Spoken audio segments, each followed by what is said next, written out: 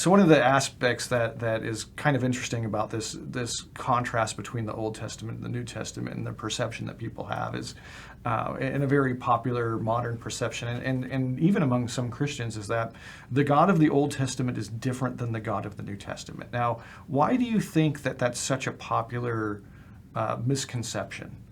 Yeah, I think you get, in one, you're seeing the fall of man, and in the other, and again, the fall of man, and God has a role in carrying that out, or at least punishing it. Right. But then you see in the next act, God then redeeming man and saving them from those penalties as well. And so,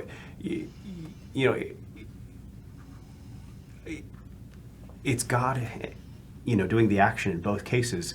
And so, but in one sense you're being punished, in another sense you're being rescued. Yeah. Now, some people will say that the God of the Old Testament is Yahweh and the God of the New Testament is Jesus, and those are two separate characters. Is there a noticeable transition that takes place between what we know about God from the two testaments? And we definitely, I think we get a much clearer view of who God is, by witnessing who Jesus is and things of his sort. But in the book of John, you get the great I am, and one of the quotes Jesus has is, "Before Abraham was, I am," and it's looking back at the burning bush where God tells Abraham, "I am that I am," and Jesus saying that he was present at the burning bush, that he's the same God that was there with Abraham at the burning bush. Yeah, so clearly there's a tie-in for the New Testament writers between the conceptions of God in the Old Testament and New Testament, and obviously the tie-in for them is it's the same God. What do we see revealed about God in the New Testament that is not revealed about God in the Old Testament?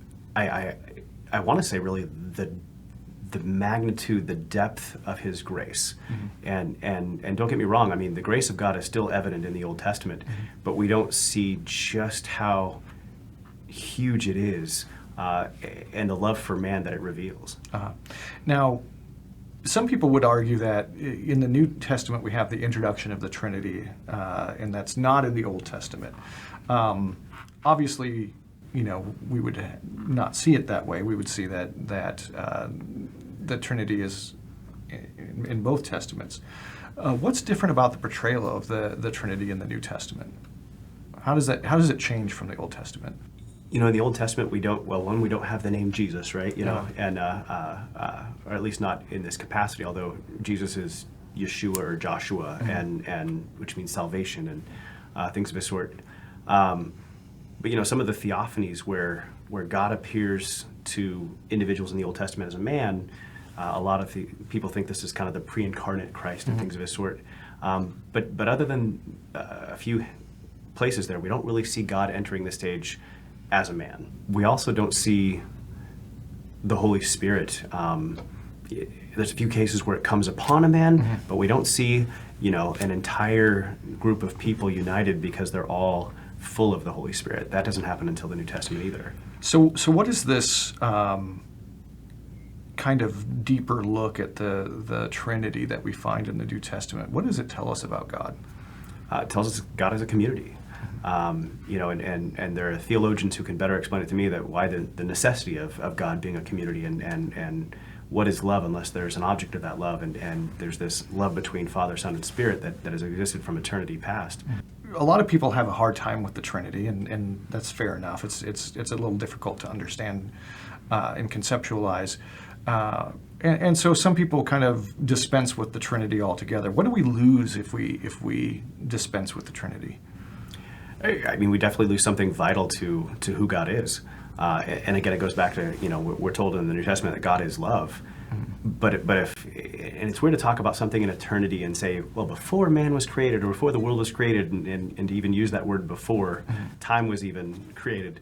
But if God is love in his very nature, then it seems quite impossible that he's the only thing that exists devoid of all community, devoid of any object for that love before creation.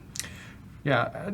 How does the Trinity and the knowledge of the Trinity that the New Testament really kind of clarifies for us, how does that play into or affect kind of the overall story, like where we're started from and where we're going. How does it affect the end point? You know, we end Revelation with this wedding supper of the Lamb. Is there anything, if we didn't know about the Trinity, would it affect what we know about the end point for us? Sure, rather than simply, walking and talking with God in the cool of the day, we're the bride of Christ as the church, and there's this union in marriage, so to speak, that is our destiny, which seems a lot more than just like, once a day in the cool of the day we get to talk to God. Yeah, God's going to drop by for a visit or, have some coffee or something like that. That's a lot different than the idea of the unity that we see.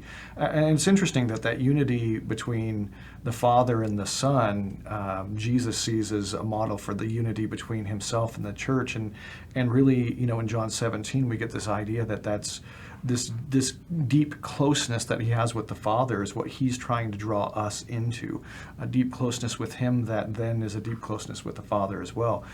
We don't really know exactly what to make of that because obviously we've never experienced it. However, it does seem to be a far cry from, we'll hang out with God and have a coffee with him every once in a while in the cool of the day.